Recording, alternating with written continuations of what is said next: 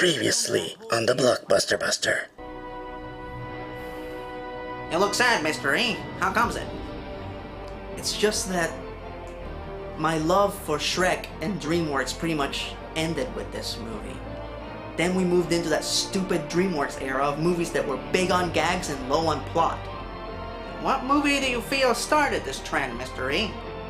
Only one of the most successful animated films of all time. Shrek 2.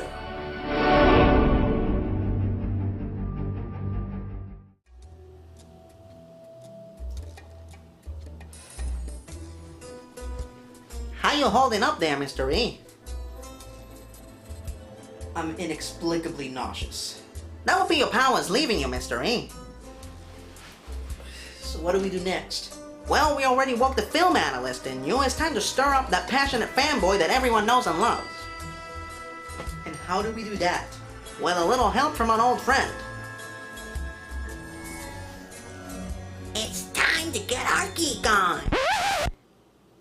Is that something that you say on a regular basis? No. Yeah, never say it again. Okay.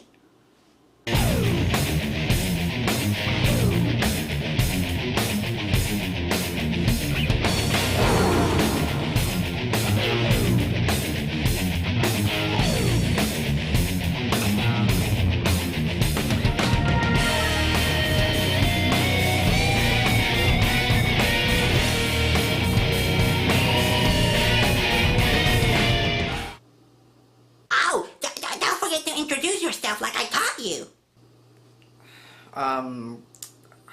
Hi, I'm Eric. Never mind. We'll work on that later. So, as I stated last week, Shrek is one of my all-time favorite films. With great characters, a great plot, amazing action pieces, and a love story that is actually well developed, this is by far one of the very best animated films I have ever seen. And then, there was Shrek 2. Now, before I say anything about this movie, I want to clarify that I don't think that Shrek 2 is a bad movie. I understand why people love it so much, but I just don't like it. In fact, this was the first movie I ever saw that I didn't like and everyone else seemed to love. Hell, Shrek 2 is still the highest grossing animated movie here in the US. I'm just thankful that the rest of the world has better taste. When people tell me that they like this movie, they always say the same thing. I like it cause it's funny. And believe me, I'm not trying to take that away from this movie, cause it is funny. So what's my problem with it? Well, this is when Shrek started to lose his way, and this was the beginning of the gimmicky DreamWorks movies, where they would take enormous sidesteps from the story to tell stupid jokes. Hello? It's hello. Oh. Hello? Like that? The original film has such a great story, and such great character development. All the while, this one had potential to have those things. I love the idea of a fairy tale that takes place after the happily ever after, and shows you what happens to the characters after they have defied the conventions of a preset world. That was brilliant. But the movie takes one ridiculous sidestep after the other for jokes that are pointless or just unnecessary. I shall rend his head from his shoulders. I will smite him where he stands. He will rue the very day he stole my kingdom from me! Did we really need these many contemporary references? I mean, damn! Excuse me, would you mind not farting while I'm saving the world? Wait a minute, why did I just say that? The fanboy force is strong with you, young Padawan. Feel it flowing through you. You know it to be true. You are one weird dude. Personally, I thought these movies were fine when they just made fun of other fairy tales, and they stuck it to Disney. Did they just run out of material and said, fuck it, let's just parody everything? And while we're on the subject of all the fuck you Disney gags, this movie contains the most overt and downright rude fuck you Disney gag of them all. This is when Fiona's making out with Shrek at the beach. a wave rolls in and replaces Fiona with the Little Mermaid, the lead character of not just one of the most successful Disney movies of all time, but a movie that was produced under the guard of Jeffrey Katzenberg, one of the founders of DreamWorks. And it is no secret that when Katzenberg left Disney, it was not under good terms. Fiona then walks into the frame, grabs the Little Mermaid, and tosses her into the ocean, where she is eaten by sharks. A subject matter that made another DreamWorks founder very successful. Whoa, that was a bit off the cuff and paranoid. You're kinda like the Question from DC Comics. Is everything that comes out of your mouth some kind of a reference? Did you just accuse me of using too many references? Yes. Hey everybody, today's episode is brought to you by the word irony. Did I just get ribbed by Screech over here? Oh, and don't forget about Pinocchio in a thong. Pinocchio in a thong? It's a thong! Ow! It breathes! Yeah, I can see why this movie deserves everyone's praise and admiration. So Shrek 2 picks up where the last one left off, with Shrek and Fiona getting married. After their honeymoon, they find that Donkey is living in their house. Actually, Donkey, shouldn't you be getting home to Dragon? Oh, yeah, that. I don't know. She's been all moody and stuff lately. Wait a minute. He actually has a relationship with the dragon? I thought that was just a joke in the last movie. And you know what else? You know what else? You're a girl dragon. Oh, sure. I mean, of course you're a girl dragon, 'cause you're just reeking of feminine beauty. What's the matter with you? You got something in your eye? Yeah, oh. Oh well, if a pig and a frog can get married, anything can happen. You make me happy each time I see you. Then suddenly our newlyweds are summoned to far, far away, the kingdom ruled by Fiona's parents, who are under the impression that since the curse is broken, that Fiona is human now and married to your stereotypical Prince Charming. But when Mr. and Mrs. Ogre arrive, they find out otherwise.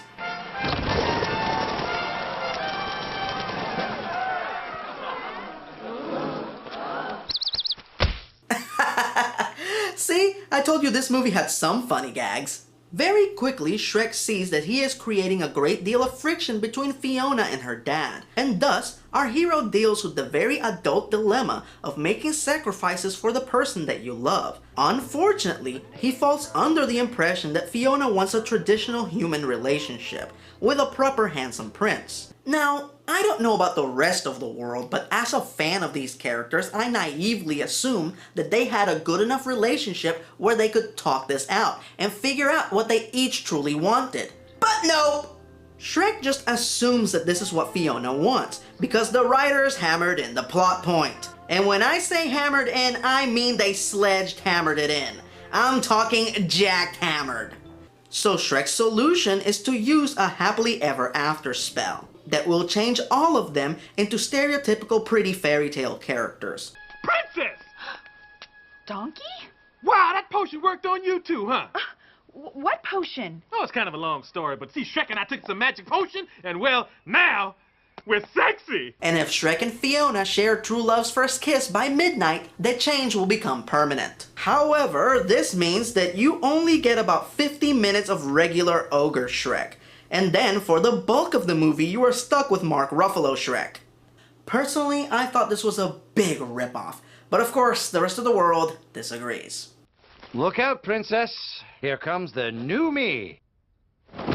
Now, as an audience, we know that this is not what Fiona wants, and that everything will be cleared up the second that her and Shrek talk it out. But no! Fiona is tricked into thinking that the actual Prince Charming is Shrek in his human form. Does Shrek go and say, "Hey, wait, honey, that's not me, I'm your husband"? Nope! He just gives up and walks away. He just gives up on the woman that he loves, the woman that he married. He just assumes that this is what will make her happy, even though she has never ever said any such thing. Why would he believe this? Oh wait, that's right, they hammered it in. Are there any other plot points that seem illogical? Yeah, so apparently the reason why Fiona's father, who by the way is played by John Cleese, is so up in arms about her marrying Shrek has absolutely nothing to do with him being racist towards ogres, but because he made a deal with Fiona's fairy godmother, played by Jennifer Saunders. She is our pseudo-villain for the movie, or the closest thing to a villain you'll see in this thing. I'll explain. The deal that they made was this. The fairy godmother casted the original Happily Ever After spell on Fiona. In return, Fiona's dad guaranteed that the fairy godmother's son, Prince Charming, played by Rupert Everett, was the one to break the curse and marry Fiona. Unfortunately for them, Shrek beat Charming to the Dragon's Keep and broke the curse, therefore giving Fiona a happily ever after, just not the one they expected. So what's the problem with this?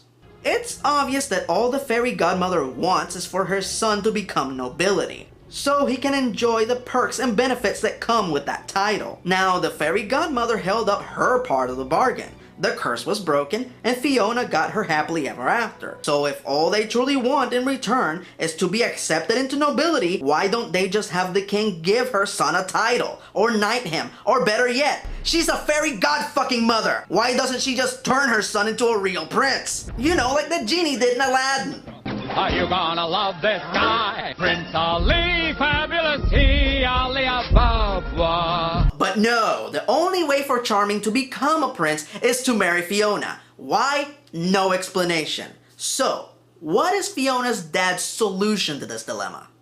To hire a professional assassin to kill Shrek. Damn. And I thought Darkwing Duck overreacted when a fly was annoying him. It's a fly. Got him! Stop! God, I love those clips. Oh, but Erod, something good really did come out of the assassination attempt. Oh yeah, the only thing about this movie that I thought was pretty neat was the introduction of Puss in Boots, voiced by one of my favorite actors, Antonio Banderas. But I have to ask, why is he Spanish? In the original fairy tale, Puss in Boots was French. He's cunning, cool, adorable, and indiscriminately hilarious. Shrek? For you, baby, I could be. Oh my god, a kitty. Who the hell are you? Hi, I'm Mijoy, and I like kitties. Yeah, I gathered as much. So you work for me? Yup. And what exactly do you do? I interrupt to say useless things. I like kitties, I like puppies, and I like solving mysteries. You sound like a waste of money. Give me one good reason not to fire you right now.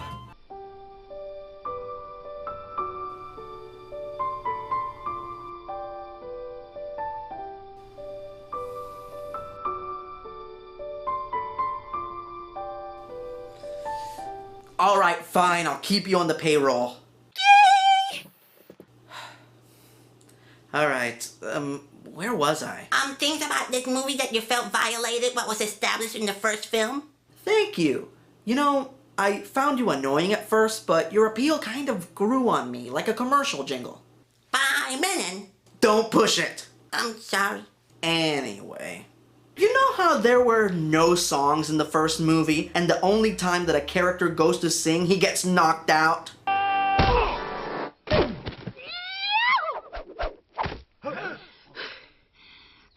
Man, that was annoying. Amen. To me, that was a bold statement. Like they were saying, fuck you, Disney, you can make a good animated movie without a goddamn song interrupting every other scene. And I love that. Then, guess what? There are songs in this movie, and my god are they unnecessary. Worries will vanish, your soul will cleanse. Confide in your very own furniture friends will help you set a new fashion trend. Enough with the singing already. Thank you. While the ending of the original film was touching and unexpected, this ending was predictable and dull. For the happily ever after spell to be completed, Fiona must kiss her true love by midnight. And to ensure that Fiona will fall for Charming, the fairy godmother coerces Fiona's dad to slip a love potion into Fiona's tea. Well, here's the thing. We know that the happily ever after spell would never work if Charming kissed her, because he is not her true love. This was already established in the first movie. And we knew that the love spell wasn't going to work either, because we saw the scene where Fiona's dad actually stopped her from drinking the love potion. The script to this movie needed some serious doctoring to make it as light and as tight as the first movie. But no, #1 animated movie in the US, so I guess I lose in the end either way.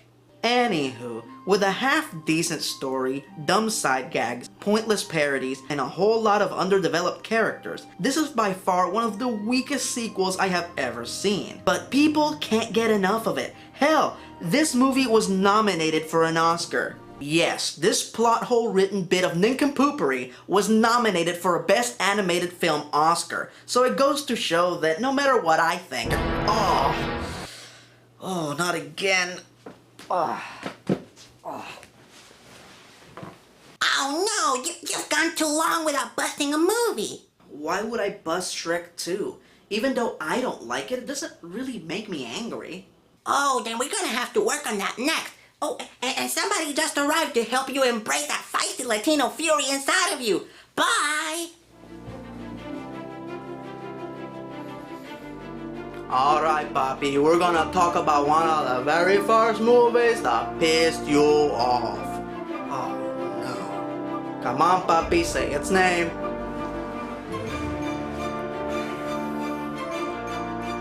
Shrek the Third.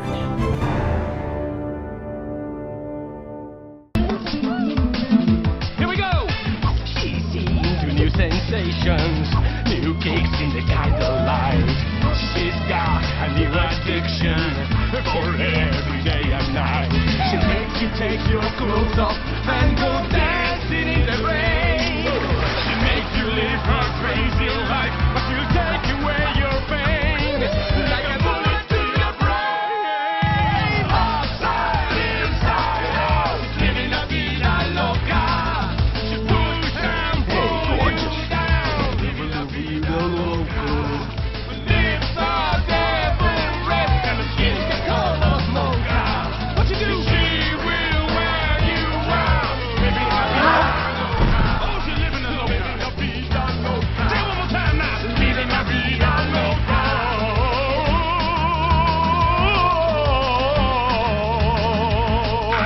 Hey, donkey, that's Spanish. Break it down. Push and pull you down, living la vida loca. She will wear you out, living la vida loca. Living la vida loca. She push and pull you down, living la vida loca. Her lips are devil red and her skin's the color mocha. She will wear you out, living la vida loca. Living la vida loca. Living la vida loca. Living la vida loca. Kitties and puppies and solving mysteries. I also make your show 100% cooler.